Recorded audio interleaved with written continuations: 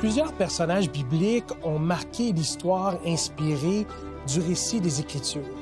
Parmi ceux-ci, nous pouvons nommer les grands patriarches.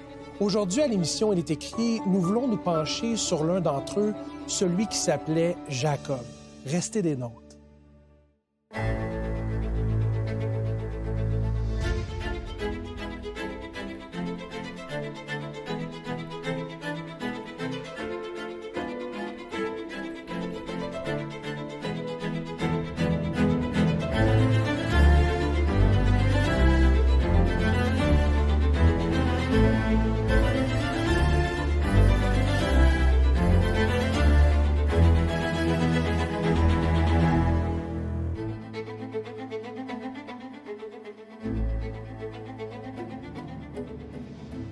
J'aimerais vous souhaiter la bienvenue à l'émission Il est écrit. C'est toujours un plaisir de nous retrouver ensemble, Rémi, pour parler d'un sujet biblique. Bonjour. Bonjour, Patrick. Aujourd'hui, nous allons parler d'un personnage qui a certes marqué la Bible d'une certaine façon et qui fait partie de ceux que nous appelons les patriarches. Nous allons discuter ensemble de Jacob. Pourrais-tu nous contextualiser un peu la personne de Jacob au niveau de la Bible? Juste rappeler donc que Jacob, c'est le troisième des grands patriarches fondateurs du peuple d'Israël. Donc Abraham est le père des croyants, on l'appelle souvent le père des croyants parce qu'il est à l'origine non seulement du peuple d'Israël, mais aussi de tout le peuple arabe. Donc on a Abraham, son fils Isaac, et puis fils d'Isaac, Jacob. On verra dans nos émissions qu'il va devenir Israël, il va changer de nom, et donc il a donné naissance au peuple d'Israël. Et donc, Abraham, on se situe 1700... Entre 1700 et 1800 avant Jésus-Christ, à peu près, quelque chose comme ça.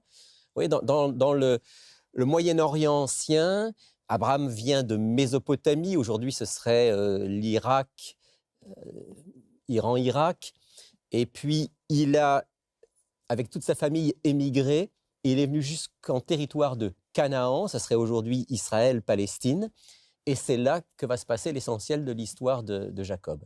Et donc, le récit de Jacob nous est donné dans la Bible pour plusieurs raisons. Évidemment, il y a le côté historique du peuple d'Israël et de toute son histoire en passant par les patriarches, mais il y a aussi des leçons pratico-pratiques que nous pouvons tirer de sa vie qui s'appliquent dans notre christianisme de tous les jours.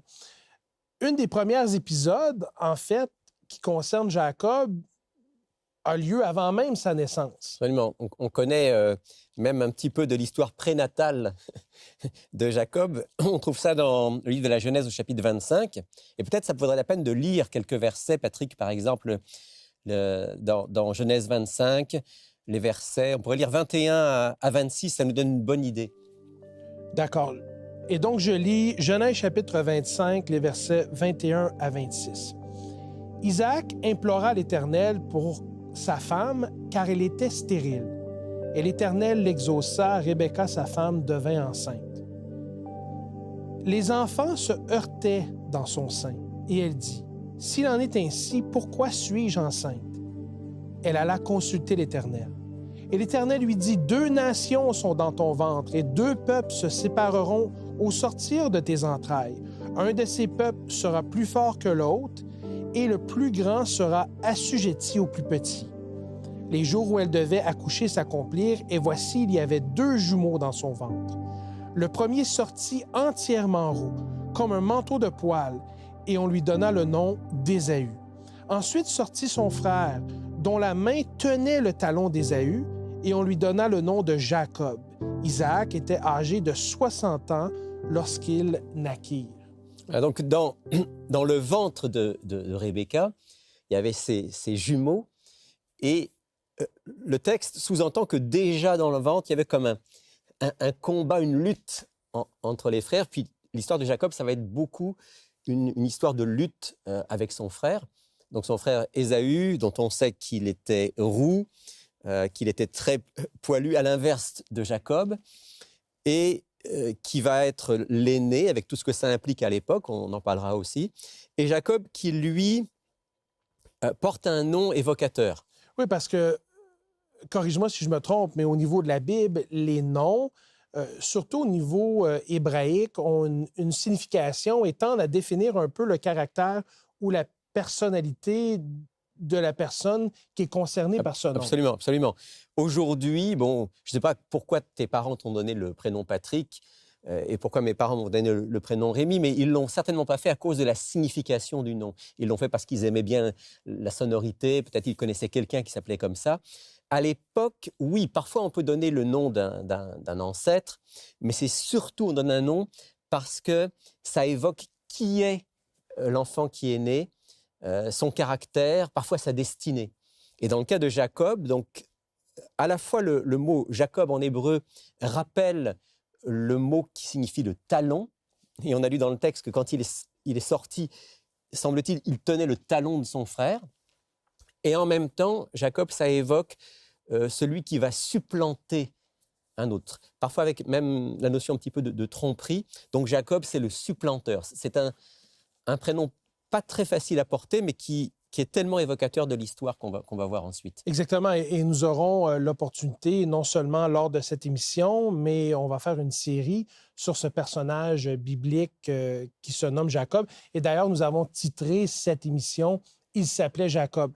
Avant d'aller plus loin, j'aimerais proposer à nos auditeurs une lecture, parce que ce n'est pas possible pour nous d'aller dans toute la profondeur et de rendre justice à l'histoire ou au récit de vie de Jacob. De couvrir l'ensemble. Exact, et toutes les leçons que nous pouvons en tirer. Et nous avons un excellent livre à proposer à nos auditeurs. Je vais le mettre ici à la caméra. Vous pouvez le voir. C'est un livre qui s'intitule « Les 5 bénédictions de Jacob ». L'auteur est Jean-Jacques Chafaugrac, qui est à la fois pasteur, mais aussi théologien. Et donc, si nos auditeurs aimeraient approfondir leur compréhension de ce personnage biblique que nous nommons Jacob, et aussi en tirer les leçons pratiques concernant sa vie, ils peuvent visiter notre site web qui est au www.iletécrit.tv et faire la commande de ce livre qui est en fait... Ça vaut la peine. Ça vaut la c'est peine. notre offre du jour également. Moi, je ne connaissais pas. Je l'ai lu pour les besoins de l'émission. Vraiment, ça vaut la peine. C'est très, très pratique, très concret. Et ça représente bien qui était Jacob et les leçons qu'on peut tirer de sa vie. Et donc, les 5 bénédictions de Jacob de Jean-Jacques Chafaugrac. Maintenant, bon, les enfants vont se développer. Évidemment, c'est des frères. Ils vont compétitionner l'un avec l'autre. Et une autre épisode qui est assez particulière dans leur vie, c'est ce fameux potage aux lentilles. Le plat de lentilles, oui. Le plat de lentilles. On va lire l'histoire, mais juste rappeler que Ésaü et Jacob, les 2 frères, sont très différents. Ésaü, c'est un chasseur, un aventurier. Jacob, c'est un homme beaucoup plus tranquille, mais qui a un plan et un projet. Et en plus, il sait, parce que sa mère certainement lui en a parlé, il sait que Dieu a dit l'aîné sera soumis au plus jeune. Un élément de prédiction prophétique que Dieu a annoncé à Rebecca. Exactement, qu'on a lu tout à l'heure. Et ça nous amène donc à cette lecture maintenant dans Genèse 25, à partir du verset 29 et jusqu'au verset 34. D'accord, je lis Genèse chapitre 25, les versets 29 à 34.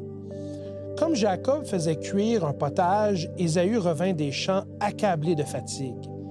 Et Ésaü dit à Jacob, « Laisse-moi, je te prie, manger de ce roux-là, car je suis fatigué. » C'est pour cela qu'on a donné à Ésaü le nom d'Édom. Jacob dit, « Vends-moi aujourd'hui ton droit d'aînesse. » Ésaü répondit, « Voici, je m'en vais mourir. À quoi me sert ce droit d'aînesse? » Et Jacob dit, « Jure-le-moi d'abord. » Il le lui jura et il vendit son droit d'aînesse à Jacob. Alors Jacob donna à Ésaü du pain et du potage de lentilles. Il mangea et but, puis se leva et s'en alla. C'est ainsi qu'Ésaü méprisa le droit d'aînesse. Alors on voit bien, Patrick, que ce qui est en jeu ici, c'est le droit d'aînesse. Peut-être faut qu'on dise quelques mots sur ce droit d'aînesse. Oui, je pense que ce serait intéressant de définir pour nos auditeurs le contexte en lien avec le droit d'aînesse dans une perspective biblique, surtout qu'au niveau de l'héritage, le premier-né avait une part plus importante, entre autres. Absolument. Et pas seulement. Le droit d'aînesse, c'était vraiment, dans la pensée d'époque, c'était que le fils aîné était celui qui allait prolonger la lignée du père. Alors, il allait être celui qui allait être un petit peu le chef de clan, puisqu'à l'époque, la famille, c'est plus que papa, maman, les enfants, c'est vraiment l'ensemble d'une famille avec parfois des cousins, des cousines, il y a des serviteurs et des servantes. Celui qui a le droit d'aînesse, c'est celui qui va être le chef du clan, en quelque sorte. Il y avait un certain prestige qui était associé avec le droit d'aînesse. Complètement, complètement. Il y avait un certain prestige. Il y avait, comme tu l'as dit, au niveau de l'héritage, une part plus importante pour l'aîné. Et il y avait aussi sur le plan spirituel cette idée que celui qui avait le droit d'aînesse, qui allait prolonger la lignée du père, il allait être le chef spirituel aussi de ce clan. C'est quand même un peu, pas nécessairement paradoxal, mais un peu particulier comme situation quand on réfléchit au contexte du droit d'aînesse à la lumière de l'épisode d'Ésaü et Jacob avec le potage aux lentilles, de voir que Ésaü a balayé du revers de la main, d'une certaine façon, son droit d'aînesse afin de profiter d'un repas alors que sa chasse avait été infructueuse. Voilà, alors c'est d'ailleurs ce que dit le texte. Hein. La dernière phrase que tu as lue, c'est « C'est ainsi qu'Ésaü méprisa le droit d'aînesse ». C'est vrai que ça paraît un peu incroyable que Ésaü, si tu me permets l'expression, se fiche du droit d'aînesse et est prêt simplement à jurer à son frère qui lui transmet le droit d'aînesse pour avoir un plat de lentilles. Il pouvait avoir faim, mais quand même, à ce point-là, on voit que pour lui, ce n'était pas important. Ce n'était pas vraiment important. Alors que Jacob, même s'il s'y prend mal, même si, on va le voir après, ça va lui jouer des tours, cette manière de vouloir forcer la main, il est quand même plus proche du projet divin qui est de dire ce droit d'aînesse, c'est important parce qu'on veut qu'il y ait une bénédiction et une lignée spirituelle qui succède à Abraham et à Isaac. Oui, puis d'ailleurs, ça nous ramène également à la prophétie ou la prédiction, si on veut, qui concerne le destin de Jacob, qui avait été annoncé par Dieu à Rebecca, sa mère, de dire que le grand frère, donc qui est Ésaü, serait essentiellement assujetti au petit frère qui était Jacob. Donc, ça vient accomplir. Certes, on a l'impression à la lecture du récit biblique que Jacob force un peu la façon de faire pour que ça s'accomplisse selon ses intérêts et en son temps à lui, plutôt que peut-être faire confiance à la divine providence. Puis c'est pas fini, Patrick, parce que l'épisode suivant, on va voir que Jacob va aller encore plus loin. L'épisode suivant, il nous est rapporté au chapitre 27 de la Genèse. On ne va pas tout lire parce qu'on n'a pas le temps, mais effectivement. En fait, ce qui se passe, vraisemblablement, le père, donc Isaac, sait que Ésaü a vendu, entre guillemets, son droit d'aînesse à Jacob. Il y a un élément qu'on n'a pas encore mentionné, mais qui est quand même important, c'est qu'il semble que Isaac préférait Ésaü et Rebecca préférait Jacob. Ça, c'est jamais bon dans une famille. Il y a une forme de favoritisme vis-à-vis des enfants. En tout cas, Isaac n'est pas heureux de savoir que Ésaü aurait vendu son droit d'aînesse et il va dire à Ésaü, écoute mon fils, va à la chasse, rapporte-moi un bon gibier comme je les aime, fais-moi un bon plat, puis là je vais te bénir. C'est comme si Isaac veut rattraper l'erreur d'Ésaü en lui accordant une bénédiction particulière. Il est aveugle à ce moment-là parce qu'il est âgé et il dit à son fils, va, reviens, puis viens m'apporter ton plat et là je vais te bénir. Ça s'inscrit aussi dans les rituels de fin de vie, si on veut, souvent. Des personnages bibliques de l'Ancien Testament, d'avoir ce moment de transmission via une bénédiction. Mais je suis d'accord avec l'explication de dire que dans ce cas-ci, Isaac va essayer de rattraper la bourde d'Ésaü. Mais encore là, le récit ne cesse de nous surprendre dans les tournures d'événements. Dans ce cas-ci, on voit encore qu'il y a de la tromperie d'une certaine façon. Exactement. La mère donc, de Jacob et Ésaü, Rebecca, la femme d'Isaac, entend ce que dit Isaac. Et quand Ésaü s'en va à la chasse, elle fait venir Jacob et lui dit, écoute, je vais te préparer un bon plat, je vais te le donner. Toi, tu vas te faire passer pour ton frère. On se souvient que le papa est aveugle, il a perdu la vue. Et tu vas aller porter un plat à ton père et il va te bénir en te prenant pour Ésaü. Il va aller même jusqu'à se déguiser, si on veut, là. Voilà, il va, comme lui, il est pas poilu du tout, alors il va mettre des poils de chèvre, enfin, c'est toute une histoire, il faut lire le chapitre 27. Et il va présenter... Au début, il ne veut pas Jacob, hein. Il dit non, non, maman, ça va mal tourner cette affaire. La maman dit, je le prends sur moi, fais ce que je te dis. Et donc, peut-être on peut lire quand même 2-3 versets, Patrick. Genèse 27, versets 17 et jusqu'à 19. Et donc, nous lisons dans Genèse 27, les versets 17 à 19. « Et elle plaça dans la main de Jacob, son fils, le mets et le pain qu'elle avait préparés. Il vint vers son père et dit, « Mon père. » Et Isaac dit, « Me voici. Qui es-tu, mon fils? » Jacob répondit à son père, « Je suis Ésaü, ton fils aîné. J'ai fait ce que tu m'as dit. Lève-toi, je te prie, assieds-toi et mange de mon gibier afin que ton âme me bénisse. » Voilà. Donc Jacob se fait passer pour son frère. On voit dans l'épisode qu'il va y avoir un peu d'hésitation parce qu'Isaac dit mais, oui, quand je te tâte, j'ai l'impression que c'est Ésaü. L'odeur, il avait mis des vêtements d'Ésaü, l'odeur est celle d'Ésaü, mais la voix, c'est celle de Jacob. Finalement, il va se laisser prendre et il va donner sa bénédiction à Jacob en pensant que c'est Ésaü. Et d'une certaine façon, sceller la prophétie qui avait été donnée avant même la naissance des deux frères, que le plus vieux serait assujetti au plus jeune. Exactement. Mais ce ne sera pas sans conséquence. Voilà, voilà. Alors peut-être on peut prendre les minutes qui nous restent pour parler un petit peu des leçons à tirer. Effectivement, parce que bon, on a certes toute la question de la tromperie qui s'inscrit dans cette histoire. Avant peut-être de parler de la tromperie, Patrick, je te propose juste de réfléchir un instant sur le fait que c'est comme si Rebecca et Jacob avaient voulu aider Dieu à réaliser son plan. Oui, si on recule au début de l'histoire, effectivement, on est dans une posture où on est obligé d'admettre que bibliquement, pas juste dans ce récit, mais dans d'autres récits, c'est toujours un peu plus compliqué quand on essaie de forcer la main de Dieu ou de faire aboutir les projets de Dieu dans notre vie en voulant être aidant d'une façon ou d'une autre. Puis personnellement, c'est une leçon sur laquelle je reviens souvent parce que je me rends compte que c'est très facile pour un croyant de dire, OK, c'est ça que Dieu veut pour moi, je vais le faire. Mais pas le laisser diriger les événements de nos vies, pas le laisser nous conduire à travers notre conscience, à travers les circonstances. Et il y a une sorte pour le croyant, il y a une sorte de lâcher prise à un moment qui consiste à dire à Dieu, OK, Seigneur, je te laisse vraiment conduire ma vie. Je vais prendre des décisions, bien sûr, selon ce que tu vas me montrer, mais c'est toi qui dois diriger. Et ça, c'est important d'en parler, Rémi, parce qu'au final, on est dans une posture où, en tant que chrétien, des fois, on veut prendre le devant, on veut défricher le chemin par nous-mêmes, on est animé de bonnes intentions, mais on accomplit, en quelque sorte, la volonté de Dieu par nos propres forces.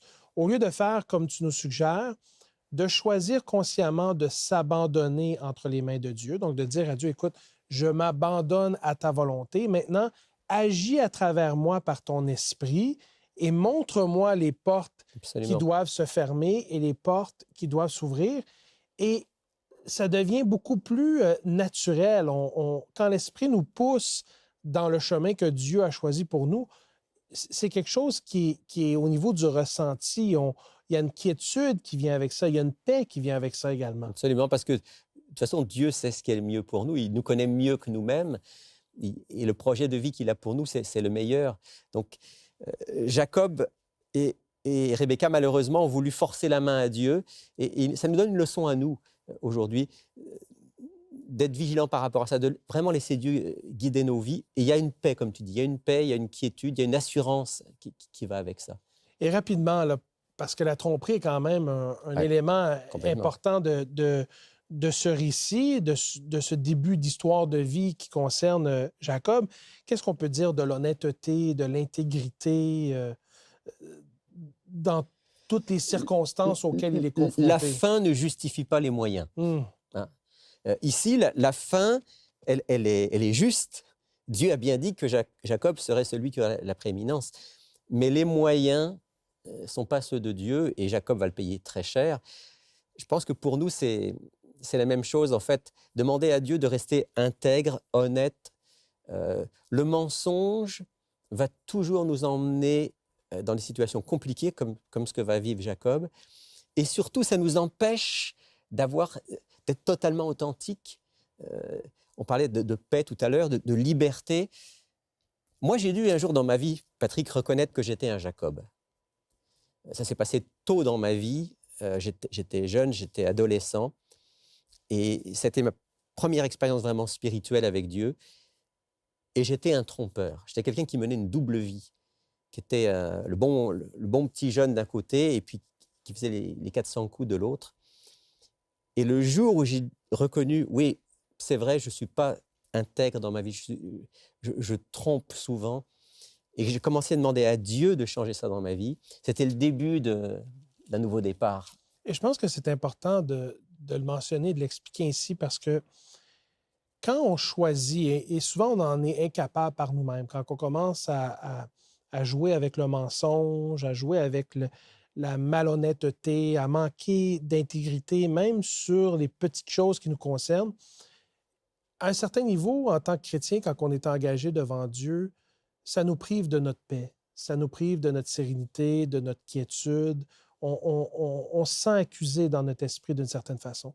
Alors, on a vraiment tout à gagner et rien à perdre de choisir de s'aligner avec Dieu et de dire, écoute, aide-moi à être sur un chemin qui est intègre, un chemin qui est droit, un chemin qui est honnête. Aide-moi à être juste dans mes propos. Et je pense que c'est quelque chose dont Jacob aurait pu bénéficier et s'éviter beaucoup de problèmes. Absolument. S'il avait choisi la voie de l'intégrité et s'il aurait laissé Dieu accomplir, certes à travers lui, j'en suis convaincu, sa destinée. C'est juste, Patrick, parce qu'en fait, c'est sûr que Dieu allait l'amener là où il le voulait, sauf que là, avec la tromperie, bon, il s'est aliéné son frère qu'il a évidemment haï. Son père a été furieux, on le verra dans la prochaine émission, il a dû s'enfuir. Et il y a 20 années de sa vie qui vont être hypothéquées. Bon. Mais ce qui est beau quand même, c'est que malgré tout, Dieu est fidèle. Il ne l'abandonne pas. Dieu ne l'abandonne pas, il va l'accompagner dans ce chemin dont on parlera les prochaines fois. Et ça, c'est un bel encouragement c'est un pour encouragement. Nous de se souvenir que Dieu, en dépit de nous-mêmes et malgré nous-mêmes, ne va pas nous abandonner si nous choisissons de continuellement demeurer connectés à lui. Et Jacob va quand même faire deux belles expériences avec Dieu dans la suite de son histoire, même si malheureusement il est passé par le chemin de la tromperie. Et nous pourrons, Rémi, en discuter ensemble lors de la prochaine émission. J'aimerais quand même rappeler à nos auditeurs, s'ils le veulent bien, nous vous encourageons à vous procurer ce livre, Les 5 bénédictions de Jacob, qui est disponible sur notre site web www.ilesécrit.tv. Tu as lu ce livre, Rémi, et je sais que là-dedans se trouve de l'encouragement pour les chrétiens qui cherchent à continuer à cheminer dans leur relation avec Jésus. On arrive à la fin de ce segment d'émission. Rémi, aurais-tu la gentillesse de prier pour nous? Volontiers, volontiers. Notre bon Père du ciel, je ne peux que te remercier, on ne peut que te remercier de nous avoir donné ce livre, la Bible, dans laquelle on trouve l'histoire d'hommes et de femmes imparfaits comme nous, pécheurs, mais qui sont tes enfants.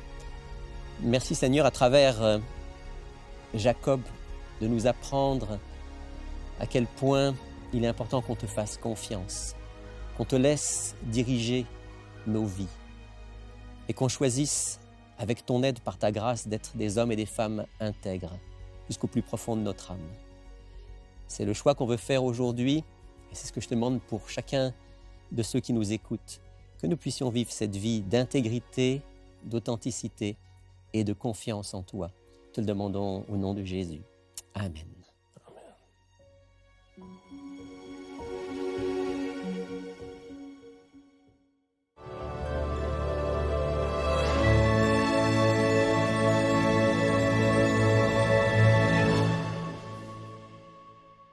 Bonjour Alberto. Bonjour Lydia. Alors aujourd'hui, on propose un petit livre qui a été évidemment présenté aussi par Patrick durant l'émission. Et ça s'intitule « Les 5 bénédictions de Jacob ». Écrit par Jean-Jacques Chaffograc. Oui. Et moi, j'apprécie particulièrement le sous-titre qui dit ceci. « Itinéraire d'un enfant gâté vers la maturité adulte ».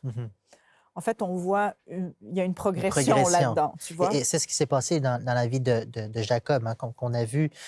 Il va recevoir une promesse, même avant sa naissance, de la part de Dieu. Puis lui, à travers sa vie, il va aller essayer d'obtenir cela. Comme même un enfant gâté, il ne veut pas attendre. Voilà, même si cela implique mentir et puis tromper même sa propre famille.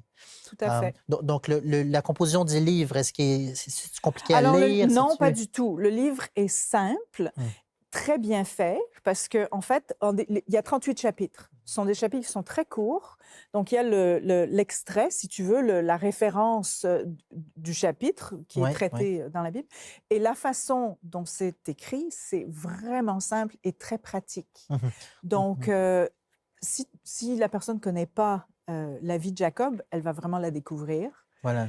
Et puis même, comme toi, tu connais la vie de Jacob, tu as lu le livre, et qu'est-ce que tu peux... Qu'est-ce que tu en as tiré? Voilà, comme tu l'as mentionné, quelqu'un qui n'a pas lu ou qui ne connaît pas la vie de Jacob, il va pouvoir y comprendre parce que c'est facile à lire. Moi, de mon bord, en le lisant, j'ai pu voir que quelqu'un qui connaît très bien la vie de Jacob peut aller chercher des perles. Il y a des phrases ou des paragraphes dans lesquels l'auteur, c'est sûr que c'est pas, il est un théologien, il est un pasteur, il ne cherche pas à développer nécessairement des idées théologiques, pour le dire d'une façon, dans le livre. Cependant, il va les mentionner, il va les laisser là, tout au long du livre. Et ces personnes qui seraient intéressées à chercher davantage, à réfléchir davantage, vont pouvoir les trouver, ces perles-là, et ainsi pouvoir trouver un bénéfice en lisant le livre. Et je pense que les gens qui vont acheter le livre vont eux aussi même se retrouver peut-être parfois dans le livre et tirer aussi leurs leçons. Alors, le livre est vraiment bon marché, 15 $ plus les frais de poste. Vous pouvez commander l'offre de la semaine sur notre site Internet ilestécrit.tv ou par téléphone au 514-729-3515 ou encore 1-866-729-3515. Voici également notre adresse. Il est écrit Caisse postale 99, succursale Rosemont, Montréal, H1X 3B6.